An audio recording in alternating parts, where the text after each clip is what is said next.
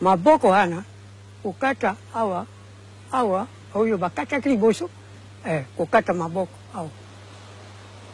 Bongo bitumba oyo ba mindele bamemaki wana bino bobundaki na bango to obunda mindele ozwa makasi wapi makasi ute pale.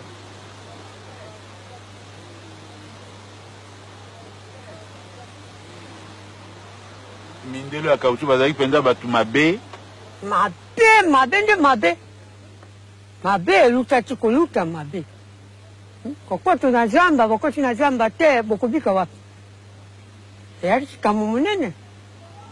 bongo wana bazosenga bomemelaka bango kauchu ntango nyonso kauchu tomonaki mpasi mpenza.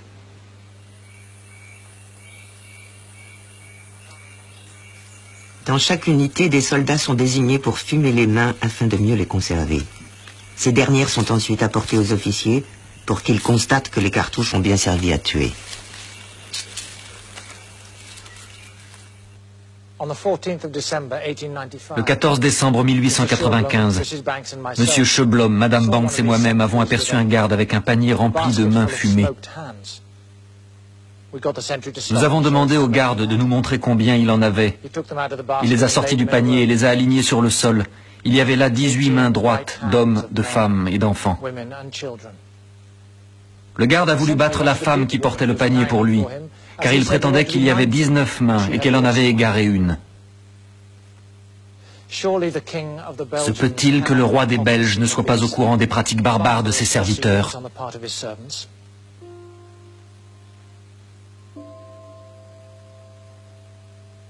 Une lettre confidentielle transmise par un officier de la cour au chef de l'exécutif de l'État indépendant du Congo révèle que Léopold est profondément irrité de se voir critiqué pour les cruautés perpétrées au Congo.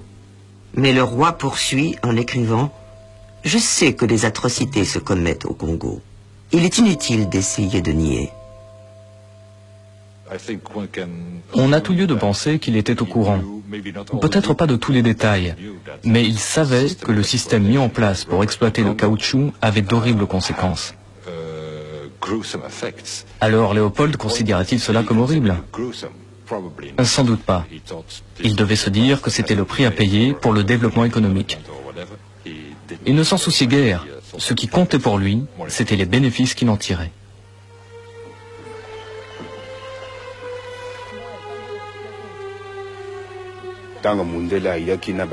Les hommes blancs sont arrivés avec les soldats afin de nous faire la guerre.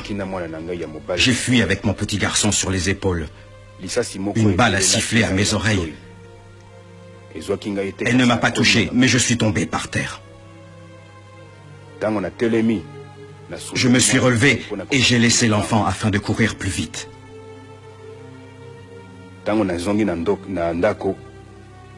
Lorsque je suis revenu, il était dans les bras de mon frère.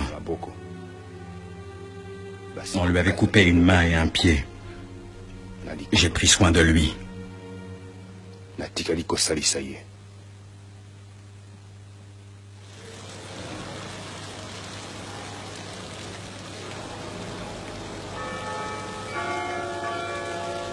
Le caoutchouc du Congo est livré dans le port d'Anvers. Selon la légende, la ville tire son nom d'un géant dont la main droite fut coupée et jetée dans l'Escaut par un soldat romain.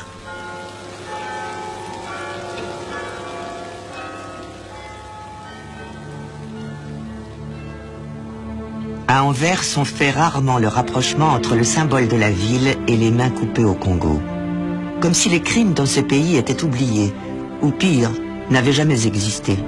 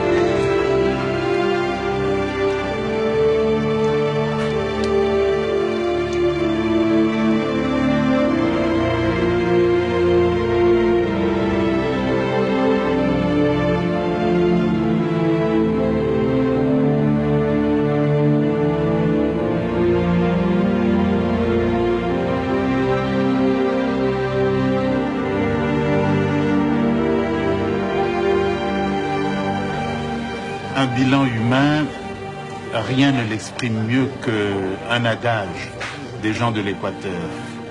Beto fait boler Iwo, le caoutchouc et la mort. En 1920, le Congo compte 10 millions d'habitants. Par rapport à 1880, c'est 2 fois moins. Donc en 40 ans, le pays a perdu 10 millions de personnes globalement. Mais dans certaines localités, les pertes s'élèvent à 60, 70, 90%. Donc le caoutchouc a été la catastrophe. Jamais les peuples du Congo n'avaient connu un désastre pareil.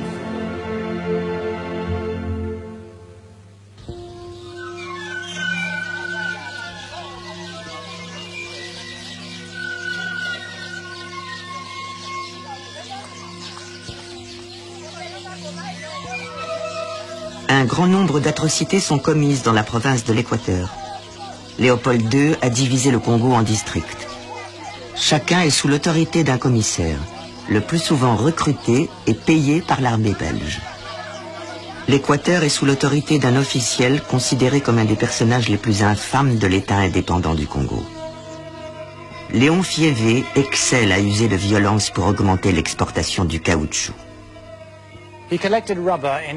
Il récoltait d'énormes quantités de caoutchouc, au rythme d'1 tonne par jour, dit-on.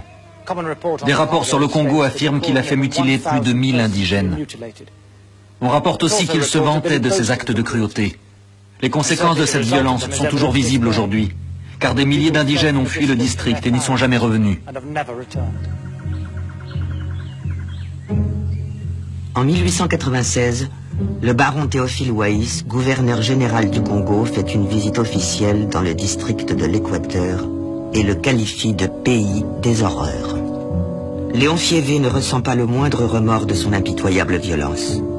Il sait pertinemment que la seule raison d'être de l'État indépendant du Congo est de rapporter de l'argent avec le commerce du caoutchouc.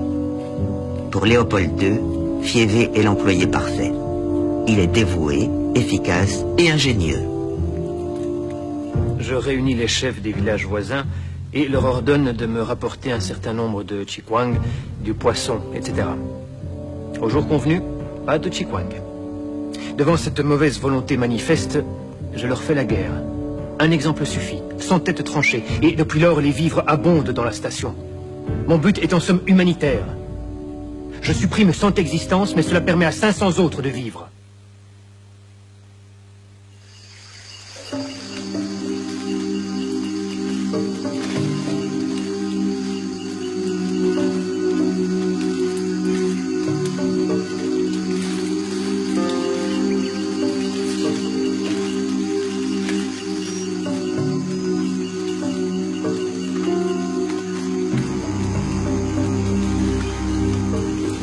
Le seul souci de Léopold est de maintenir le rythme de production du caoutchouc. Mais pour que les Congolais travaillent dur, il faut que les agents du roi travaillent dur aussi. Un courrier confidentiel parvient au gouverneur général. Léopold transmet sa cupidité à ses agents.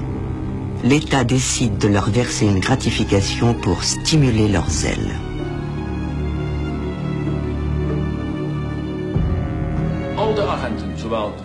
Tous les agents, du commissaire de district au 100 grades, touchaient les primes. Plus il y avait de caoutchouc, plus la prime augmentait.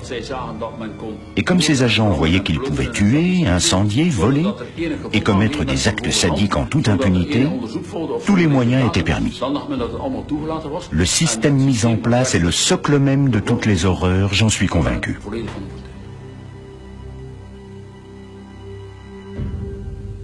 La vie des indigènes n'a aucune valeur aux yeux des Belges. Pas étonnant que les autorités soient détestées.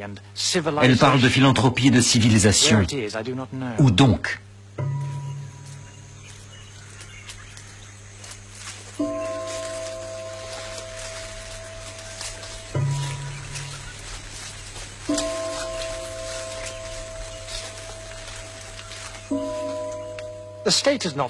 L'État n'a pas supprimé l'esclavage, il a uniquement instauré un monopole en expulsant la concurrence arabe. Ce n'est pas un procédé raisonnable pour coloniser le pays, c'est de la pure persécution.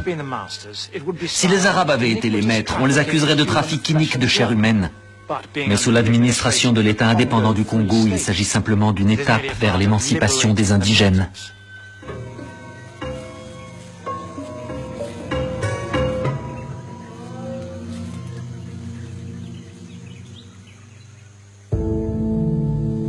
Charles Stokes, un marchand britannique travaillant pour les Allemands, est à l'origine du premier problème politique sérieux du roi. Léopold protège jalousement son commerce exclusif au Congo, en totale contradiction avec les accords signés par les puissances européennes à Berlin. Le roi donne l'ordre de défendre sans concession le monopole. Stokes est arrêté pour commerce illégal dans l'État indépendant du Congo et condamné à mort par Hubert Lothaire, un officier tristement célèbre.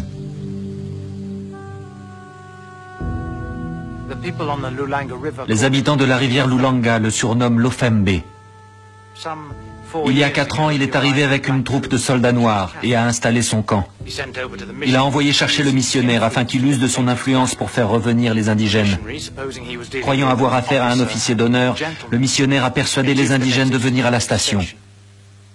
Dès qu'ils sont arrivés, Lothaire et ses hommes ont ouvert le feu sur eux.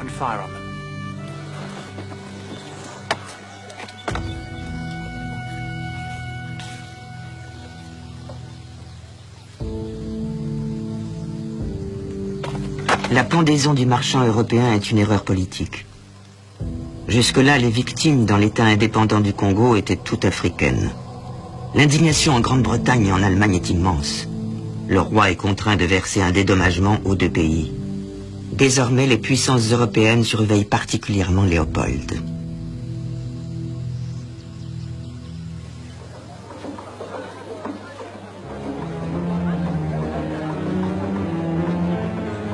Leur seul désir est d'extraire un trésor des entrailles de la terre, avec des intentions aussi peu morales que celles de cambrioleurs fracturant un coffre.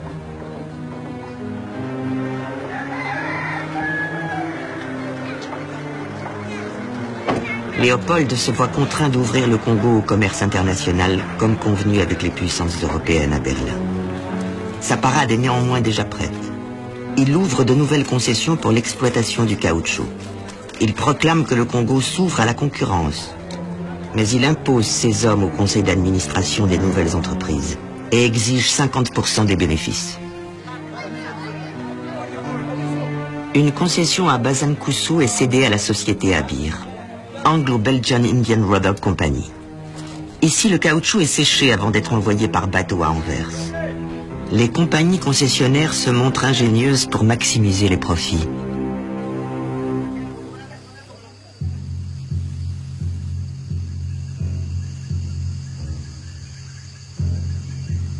Les nouvelles sociétés de Léopold prennent en otage les épouses des récolteurs de caoutchouc.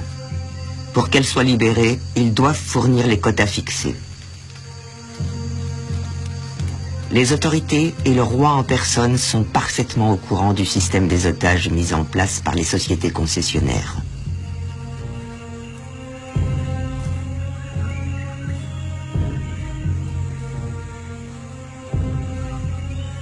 Sur un document à l'entête de la société concessionnaire, on note le nom des otages, leur provenance, le temps de leur détention et leur état de santé.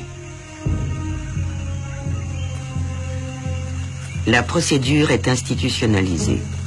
Les agents des sociétés reçoivent une licence officielle les autorisant à prendre les femmes en otage comme bon leur semble.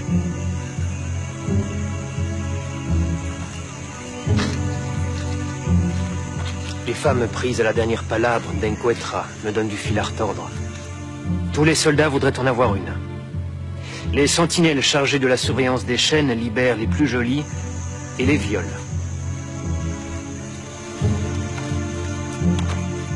Un missionnaire demande à un chef de village combien de femmes ont été prises en otage. Il lui répond « Comptez les grains de sable, homme blanc ».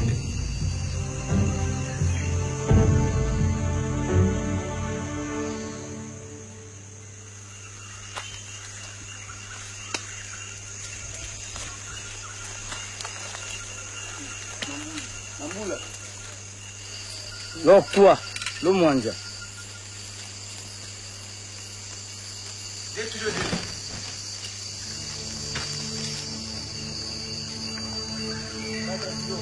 Le moment de vérité dans l'État indépendant du Congo de Léopold II a lieu tous les 15 jours, lors de la remise du caoutchouc.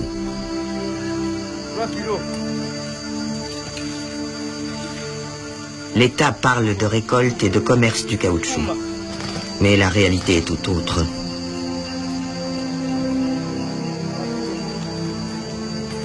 Pour les récolteurs, c'est le jour où ils revoient leur épouse ou bien reçoivent un châtiment à l'issue parfois mortelle quand ils n'ont pas atteint les quotas fixés. Pour les agents, c'est le jour du calcul de leur commission.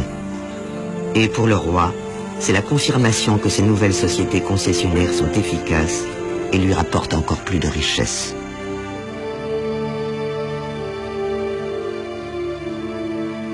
En 6 ans, les profits nets s'élèvent à 720 000 livres pour un capital souscrit de 9 300 livres environ. Et l'action achetée 4 livres rapporte 335 livres. Mais le roi a un appétit d'ogre, insatiable. Il veut toujours plus. En fait, si le roi devient riche, la Belgique aussi devient riche. Donc ce que Léopold II transmet à la Belgique, ce n'est pas seulement le Congo. C'est aussi le système des compagnies concessionnaires avec toute leur force de corruption et aussi avec tous les abus qui leur sont associés.